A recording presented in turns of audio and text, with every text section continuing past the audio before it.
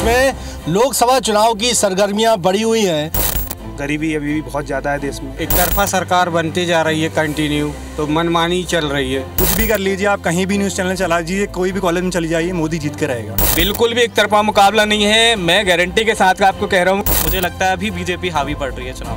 विपक्ष ऑप्शन है ही नहीं किसी के लिए। इसमें पढ़ना किसका भारी है ये तो बताने की ज़रूरत है नहीं। अपना देश बढ़ रहा है, इकोनॉमी बढ़ रही है, देश के लिए काम हो रहा है।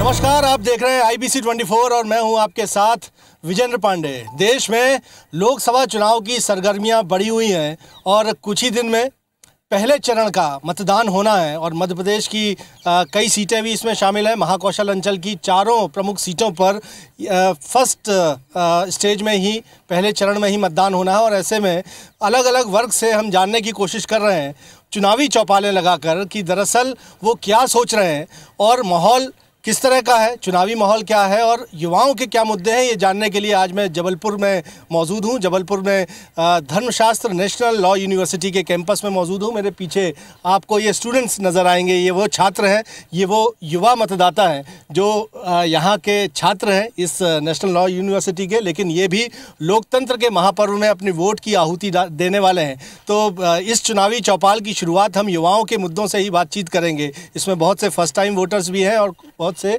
सेकंड या थर्ड टाइम वोटर्स भी होंगे, लेकिन भारत युवाओं का देश है, लिहाजा हम युवाओं से ही इस चर्चा की शुरुआत करेंगे चुनावी चौपाल में IBC 24 की। आपसे मैं जानना चाहूँगा, यूथ किन मुद्दों को पर वोट करने जा रहा है? आपका मुद्दा इस लोकसभा चुनाव में अगर हम बात करते हैं, चूँकि लोकसभा चुनाव है, केंद्र के तमाम मुद्दे हावी हैं, लेकिन यूथ का क्या इशू है?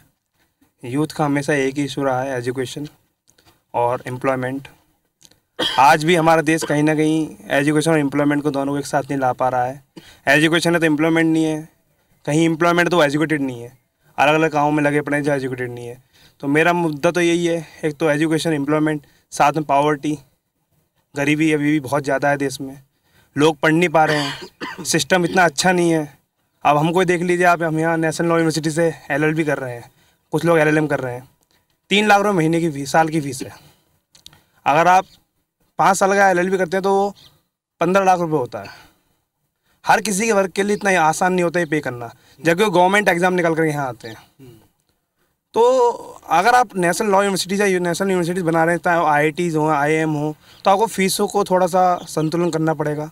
इस तरीके से करना पड़ेगा कि हर वर्ग उसमें एडमिशन ले सके, वो एग्ज़ाम क्लियर कर रहा है। तो मैं आपसे भी जानने की कोशिश करूंगा, गवर्नमेंट जो है, जो अभी बीजेपी सत्ता में है और एक बार फिर 400 पार का नारा देकर बीजेपी ये इलेक्शन फाइट कर रही है। कांग्रेस के अपने इश्यूज़ हैं जिनको लेकर वो चुनाव मैदान में जा रहे हैं। लगातार आपने राहुल गांधी के कैंपेन्स को देखा होगा, वो कह रहे हैं कि यूथ जो है वो अनएम्प्लॉयड है और ये बड़ा एक कंसर्न है देश का। दूसरी तरफ बीजेपी ऐसा कह रही है कि हमने देश की दशा जो है और दिशा दोनों बदल दी है। यूथ क्या सोच रहा है आपके जैसा? सर, पहली बात तो मैं कहना चाहूँगा कि बीजेपी फ्रॉम दी स्टार्ट 2014 उनने कैटेगोरिकली ये देखा है कि जनता को उस टाइम क्या चाहिए था। अब जैसे कि आप देखते जा रहे हैं, रिलीजियस डाइवर्सिटी उतनी इंडिया में इतनी ज़्यादा अपन उसको भाव नहीं देते हैं जितना देना चाहिए था, और वहीं उसमें हिंदुइज़्म और हिंदुत्व की आइडियोलॉजी को बीजेपी फेवर करती है बेसिकली। और उसमें मुझे सही गलत तो ऐसा कुछ नहीं लगता, मैं खुद भी चाहता हूँ कि बेसिकली सबके लिए लॉ होने चाहिए।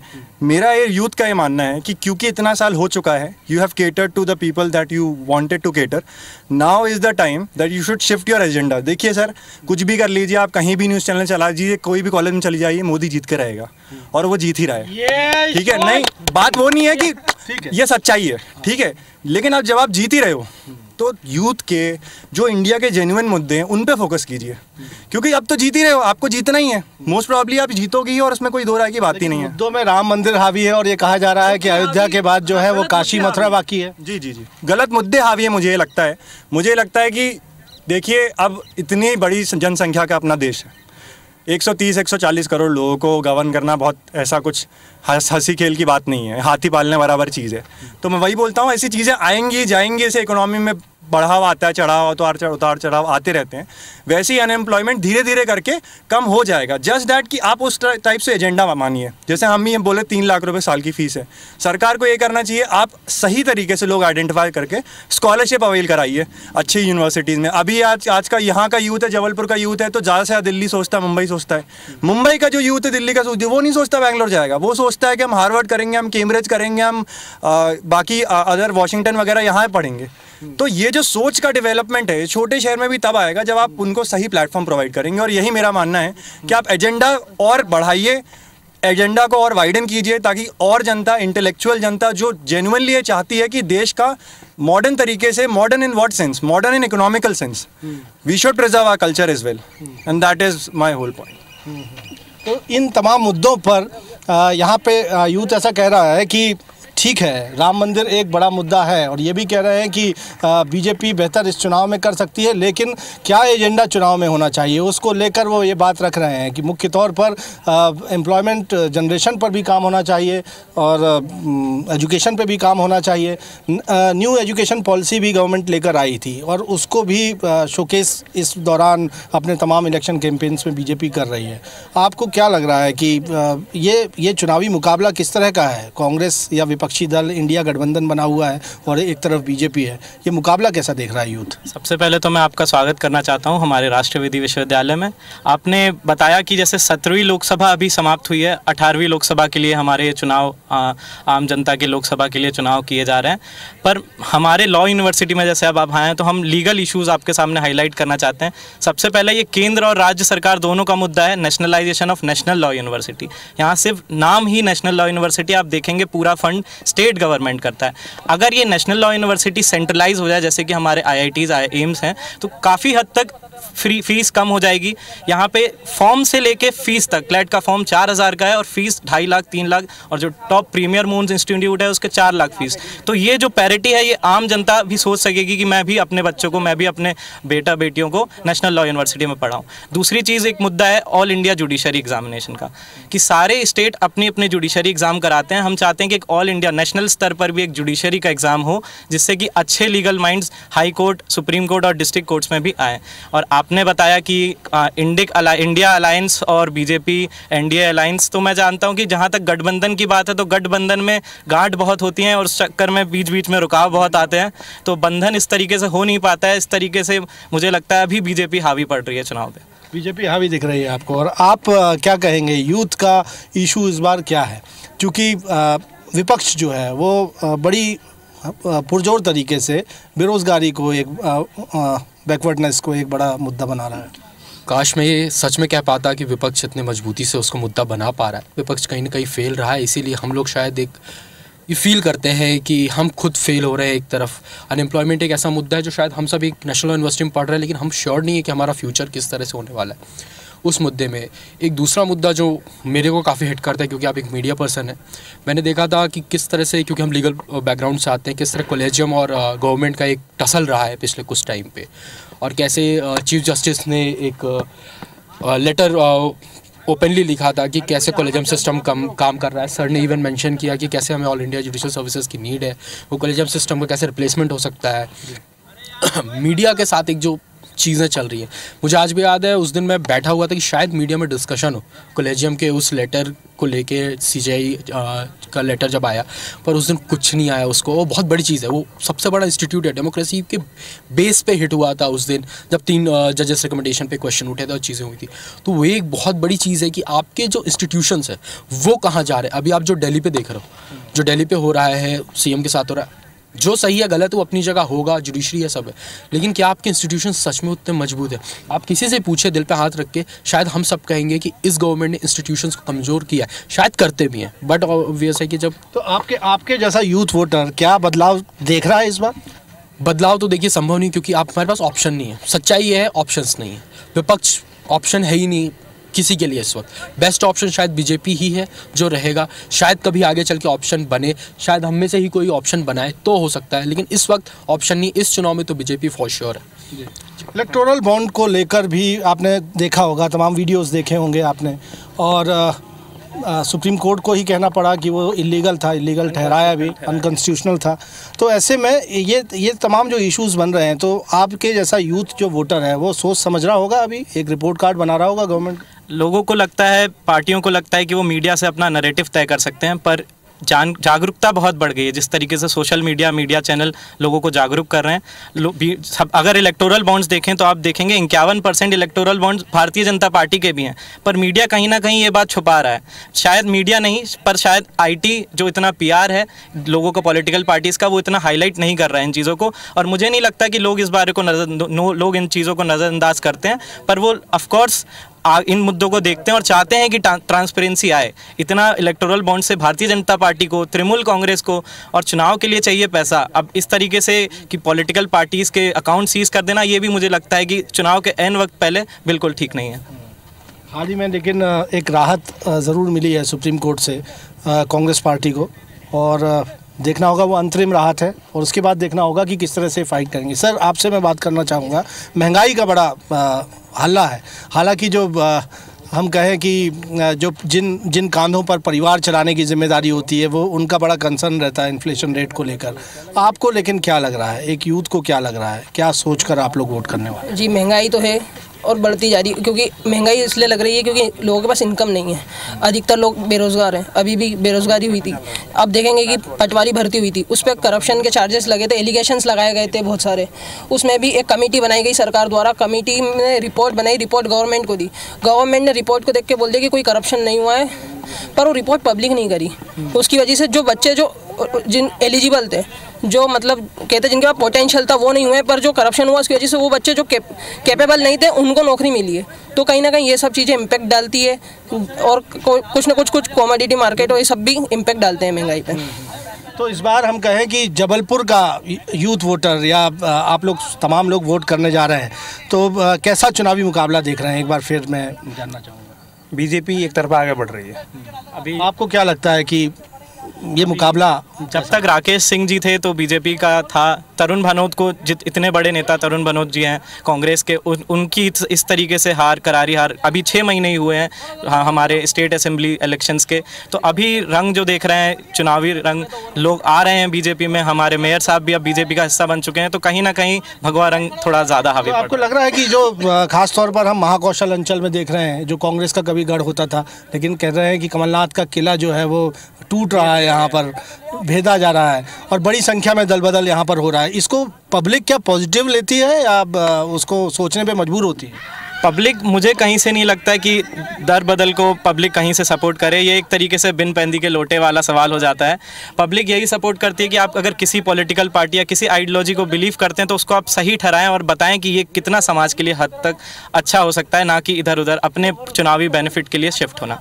ये मेरा ओपिनियन है। बहुत बहुत शुक्रिया। तो हमने बात की धर्मशास्त्र नेशनल लॉ यूनिवर्सिटी के इन तमाम छात्रों से। जैसा मैंने शुरुआत में बताया था कि यहाँ प्लेग्राउंड है और उस पर ये छात्र जो है, युवा जो है यहाँ पर पढ़ने वाले, वो इस वक्त क्रिकेट का आनंद ले रहे हैं। लेकिन इसी दौरान हमने उनसे बातचीत की है, समझने की कोशिश की है, और इतना तो समझ में आता है कि आज का जो पढ़ा लिखा युवा है उसकी राजनीतिक सोच समझ जो है वो परिपक्व है। सोच समझकर वो इस चुनाव में वोट करने जा रहा है, और मुकाबला ज़बरदस्त होगा, चूँकि जब सोच समझकर कोई भी मतदाता वोट करेगा, रिपोर्ट कार्ड बनाकर वोट करेगा, तो तमाम जो नेता हैं उनकी धड़कनें बढ़ना स्वाभाविक है।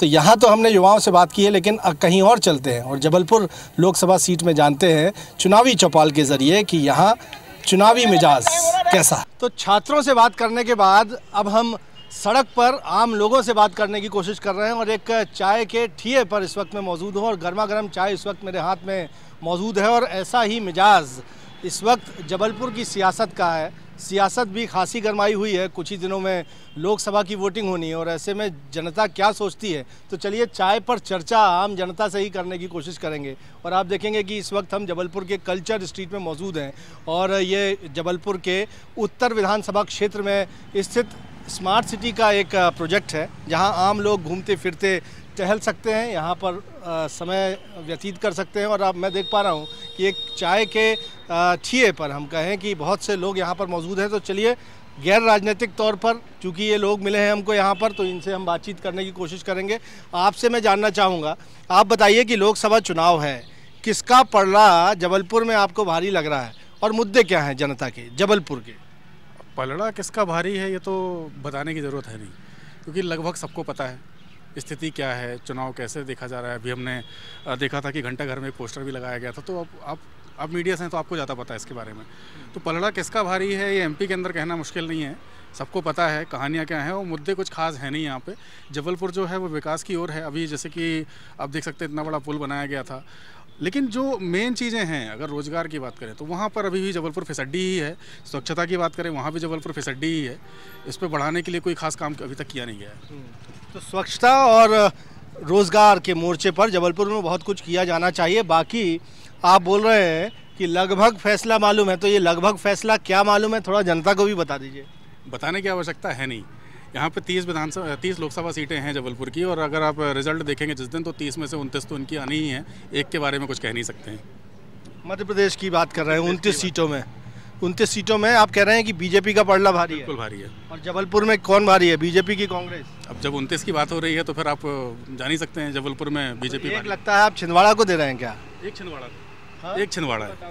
अच्छा, तो चलिए कुछ और लोगों से भी बात कर लेते हैं। हालांकि आप तो बिल्कुल आपने फैसला ही एक तरह से सुना दिया, बजाय इसके कि कुछ आप बताते कि किस तरह का कांटे की टक्कर जैसा है, लेकिन आप कहते हैं कि वो है नहीं। आपसे जान लेता हूँ, आप कितना इत्तेफाक रखते हैं? नहीं, इस बार तो स्थिति बदलेगी, और बदलने का कारण भी इतना है कि ठीक है, लोग एक परसेप्शन सेट कर लेते हैं कि यार मोदी जी का चेहरा, विपक्ष में चेहरा कौन है। अगर आम आदमी से आप बात करो, चेहरे की राजनीति इस बार नहीं हो रही है। इस बार जो राजनीति या इस बार जो इलेक्शन हो रहा है, इस बार वो मुद्दे के ऊपर हो रहा है। 19 साल से राकेश सिंह जी यहाँ के सांसद रहे हैं। 19 साल के अपने सांसदी उनके कार्यकाल में वो कितने बार पब्लिक के बीच में गए हैं, ये सबको पता है। आज भी अगर वो विधानसभा में, अगर मोदी जी ने उनको विधानसभा में वापस भेजा है, तो ये भी लोगों को पता है कि उनको विधानसभा में वापस क्यों भेजा है। जब वो विधानसभा में आए तो अभी भी चुनाव जीतने के बाद में वो शायद ही किसी अपनी विधानसभा क्षेत्र में किसी लोगों से मिलने गए। ठीक है, पहला चीज़ तो ये हो गया। भारतीय जनता पार्टी की जो राजनीति आज के टाइम में बची है, वो केवल व्हाट्सएप पे और फेसबुक पे बची है। धरातल पे ना तो उनके कार्यकर्ता नजर आते हैं, ना उनके नेता नजर आते हैं। चुनाव आता है तो उनकी गाड़ियां चलने लग जाती हैं, चुनाव खत्म हो जाता है तो वो पता नहीं कहाँ चले जाते हैं। यही सच्चाई है। आप हमेशा लोगों को गुमराह करके इलेक्शन नहीं जीत सकते हो। देखिए, आपकी बातों से ऐसा लग रहा है कि कतई एक तरफा मुकाबला नहीं है, जैसा भाई साहब कह रहे थे। बिल्कुल भी एक तरफा मुकाबला नहीं है। मैं गारंटी के साथ आपको कह रहा हूँ कि जिस हिसाब से ग्राउंड लेवल पे जो लोगों से बातचीत हो रही है, जो समझ में आ रहा है, पब्लिक इस बार कह रही है कि इतना इजी मामला नहीं है मोदी के लिए, न भारतीय जनता पार्टी के लिए। कम से कम 10 से 11 सीटें इस बार कांग्रेस की 100% आ रही हैं। मैं अभी नाम भी लेके बता सकता हूँ, मैं नहीं बताना चाहता हूँ, लेकिन ये सच्चाई है। ये आपका कैलकुलेशन कह रहा है, तो देखिए बड़ी बात कह रहे हैं अपने कैलकुलेशन में। क्या महंगाई मुद्दा रहेगा चुनाव में? आपको क्या लग रहा है? महंगाई मुद्दा तो नहीं रहेगा मेरे ख्याल से, क्योंकि हम कैलकुलेशन करें 2013 का महंगाई और अभी का करें तो दोनों में डिफरेंस है। पहले ज़्यादा महंगाई थी, अभी कम है। पेट्रोल पहले सस्ता था, अब महंगा है।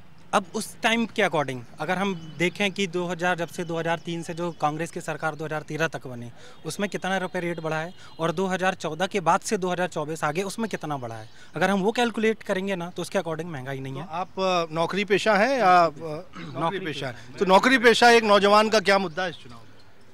इसमें यही मुद्दा है कि अपना देश बढ़ रहा है, इकोनॉमी बढ़ रही है, देश के लिए काम हो रहा है, ये सभी चीज़ें मुद्दे हैं जो नौजवान चाह रहा है वो हो रहा है।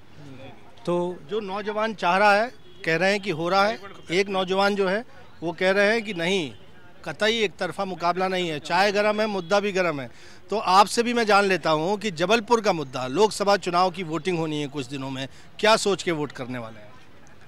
अब सोचना क्या है, महंगाई वगैरह तो इतनी ज़्यादा चरम सीमा में बढ़ चुकी है कि हर व्यक्ति चाह रहा है कि भाई सरकार बदलनी चाहिए। एक तरफा सरकार बनती जा रही है कंटिन्यू, तो मनमानी चल रही है। बेरोज़गारी तो बहुत ज़्यादा बढ़ चुकी है, लोग परेशान भी हैं। अपन अभी चाय की दुकान पे खड़े हुए, वहाँ बुजुर्ग महिला भी बैठी हुई है, तो इस चीज़ से आप अंदाज़ा लगा सकते हैं कि कितनी ज़्यादा पब्लिक परेशान हो रही है ना। तो स्वाभाविक है बदलाव होना चाहिए, कोई भी सरकार आए, लेकिन थोड़ा सा पब्लिक के लिए सोचे, जनता के लिए सोचे, उनके रोजगार के लिए सोचे, लेकिन इस रोजगार के विषय में कोई भी चर्चा नहीं करना चाह रहा है। बस चुनाव चुनाव चुनाव, वोटिंग से बस मतलब है। तो प्रॉब्लम तो बहुत ज़्यादा हो रही है, लोग परेशान हैं। तो सिंपल सी बात है। तो आप कह रहे हैं कि जनता के लिए नहीं सोचा जा रहा, लेकिन बीजेपी तो कह रही है कि 80 करोड़ लोगों को देश में मुफ्त राशन दिया जा रहा है, क्या कहेंगे? अब राशन दिया जा रहा है, वो तो कुछ परसेंट किसी को मिल रहा है तो वो बोल रहे हैं, लेकिन ये तो सही नहीं है कि सभी मतलब सभी को मिल रहा है राशन। भाई कहीं कार्ड बनना ये कहना है कि बीते चुनाव के दौरान जो अच्छे दिन की बात थी, वो अच्छे दिन अभी आपको महसूस हो रहे हैं या नहीं? बिल्कुल नहीं हो रहे हैं। ये सब कहने की बातें हैं कि भाई अच्छे दिन आएंगे, अच्छे दिन आएंगे, कब आएंगे? तो कहने की बातें हैं, बातों का क्या? आप क्या कहेंगे, क्या मुद्दा है इस बार जबलपुर में? जबलपुर कितना बदला है, क्या मुद्दे हैं? चूंकि लोकसभा का चुनाव है तो केंद्रीय मुद्दे तो सीधा काम करेंगे, और साथ साथ लोकसभा क्षेत्र के विकास की बात, तो क्या सोच के वोट करें? अब लोकसभा की तो बात करना ही बेकार है। राकेश सिंह जी थे 20 साल में, तो उनने कुछ किया नहीं है। वो तो हमको लगता है शायद अपने लिए सांसद बने थे और किसी के लिए नहीं बने थे। नहीं, वो बीजेपी कहती है कि यहाँ पर रेल अड्डे की बात हो, बस अड्डे की बात हो या एयरपोर्ट की बात हो, तमाम नए तरीके से बना दिए हैं। जबलपुर में इतना बड़ा पानी नहीं रहेगा तो जबलपुर में इतना बड़ा मध्य प्रदेश का सबसे बड़ा फ्लाईओवर बनाने की बात है, सबसे बड़ी रिंग रोड बनाने की बात है। एक बात बताइए, सबसे पहले तो पेट में अनाज होना चाहिए, तब तो ये अड्डे में भी जाएंगे, उड़ेंगे भी और रोडों में भी चलेंगे। जब वो ही नहीं है तो कहाँ? अब ये धरातल में है कहाँ? तो आपका मुद्दा आपको लगता है कि महंगाई और रोजगार? महंगाई नहीं है। आइए जरा, आप कहाँ महंगाई नहीं है ये बताइए। और आप पेट्रोल की बात कर रहे थे, 70 साल में 65 या 70 रुपए हुआ है पेट्रोल, 70 साल में या 60 साल, जैसा भी आप लोग कहते हो, कांग्रेस थी। लेकिन ये 10 साल में कितना बढ़ा है, अब ये आप बताइए जरा। आम आदमी की डिबेट हम आपको दिखा देते हैं। एक शख्स कह रहे हैं कि महंगाई मुद्दा है, और हमसे भाई साहब मिले थे, वो कहते हैं कि कतई कोई महंगाई मुद्दा नहीं है। तो आम जनता की डिबेट है, ना कांग्रेस है ना बीजेपी है, जनता है। क्या जवाब देंगे इनका? जैसे इन्होंने बोला कि 70 साल में पेट्रोल कुछ और था, ये 70 हुआ, लेकिन 70 साल में आप बताइए 35-40 रुपए बढ़ा कि नहीं? बता रहा हूँ, 70 साल में आपकी जो सैलरी थी, आपके घर की सैलरी थी, वो कुछ और रही होगी। 70 साल में जो अभी जो सैलरी है ना, वो भी 2 गुना 3 गुना बढ़ी होगी। तो सैलरी भी जब 2 गुना 3 गुना बढ़ी है, तो उसके अकॉर्डिंग तो महंगाई नहीं है। आप क्या कहेंगे? एक दो लोगों के बीच में आप क्या कहेंगे? देखिए, पहली चीज़ तो मैं आपको बता दूं, पूरे भारत की 140 करोड़ की आबादी है। 140 करोड़ की आबादी में 1% जो लोग हैं, उनके पास में देश की संपत्ति 40% पहुंच गई है। ठीक है, पहली चीज़ तो ये है। गरीब गरीब हो रहा है, अमीर अमीर हो रहा है, ये सच्चाई है। दूसरी चीज़ क्या है, सबसे ज़्यादा टैक्स कौन देता है? सबसे ज़्यादा टैक्स देता है मध्यम वर्गीय परिवार, मध्यम वर्गीय जो लोग होते हैं, वो प्राइवेट नौकरी करते हैं। आज के टाइम में आपको आप बिलीव नहीं करोगे, आप मार्केट में सर्च करके देख लीजिए, कांग्रेस के सरकार में 78% प्राइवेट कंपनियां रेगुलर जॉब देती थी, रेगुलर तनख्वाह देती थी। आज के टाइम में 92% ऐसी कंपनियां हैं जो लोगों को प्राइवेट नौकरी में भी ठेके में रखी है। अगर तुमने टारगेट पूरा किया तो तनख्वाह देंगे, अगर नहीं करा तो तनख्वाह नहीं देंगे। ये सिचुएशन बन चुकी है। अब ये भाई साहब जो पेट्रोल डीजल की बात कर रहे हैं, उस समय कच्चे तेल की कीमत क्या थी? 100 रुपए के ऊपर, लेकिन पेट्रोल बिकता था 70 रुपए। आज कच्चे तेल की कीमत कितनी है? 50 रुपए समथिंग, लेकिन तेल बिक रहा है तुम्हारा 108 रुपए, 106 रुपए। कह रहे हैं कि उसके बदले विकास हो रहा है। क्यों? तो महंगा तेल स्वीकार है, भले 500 रुपए लीटर, 500 लीटर भी हो, देश हित में काम हो रहा है, देश आगे बढ़ रहा है, देश पूरी दुनिया में गूंज रहा है, बस। तो उसके लिए कहने की बात है, या वाकई 500 रुपए लीटर पेट्रोल हो गया तो आप खुशी खुशी खरीद लेंगे? अभी तक तो खरीद लेंगे। जिस तरीके से काम हो रहा है, जिस तरीके से काम हो रहा है, उस तरीके से होगा।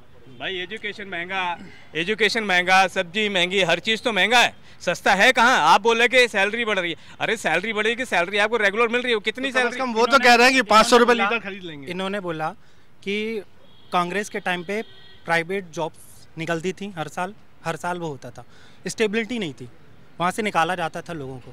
मोदी सरकार आई, स्टेबिलिटी है, स्टेबिलिटी है, अभी तो नौकरी स्टेबिलिटी है, लोग कंटिन्यू काम कर रहे हैं। तो जब स्टेबिलिटी जब दे रहा है ना, तो स्टेबिलिटी में लोगों की नौकरी नहीं जा रही है। अब ये जो कांग्रेस में था वो इसमें नहीं है। तो इस देखिए, कांग्रेस और बीजेपी के नेता अलग अलग मंच पर एक दूसरे से भिड़ते आपने देखे होंगे। चुनाव है, चुनाव में तो जुबानी जंग भी ज़बरदस्त तरीके से हो रही है, लेकिन कांग्रेस को सपोर्ट करने वाले या बीजेपी को सपोर्ट करने वाले इस तरह से चुनावी चौपालों में भी मुखर हैं और वो कह रहे हैं कि वो उन मुद्दों पर ज़रूर वोट करेंगे अपनी पसंदीदा पार्टी को जिन पर वो देश को बढ़ते हुए देखना चाहते हैं। और ऐसे में देखना होगा कि इन दिलचस्प चुनावी समीकरणों के बीच और मुद्दों के बीच किस तरह से जबलपुर की जनता अपना सांसद चुनती है। चुनावी चौपाल में जबलपुर से फ़िलहाल इतना ही। आप देखते रहिए IBC 24। मुझे और मेरे कैमरामैन सतीश को दीजिए इजाज़त। नमस्कार।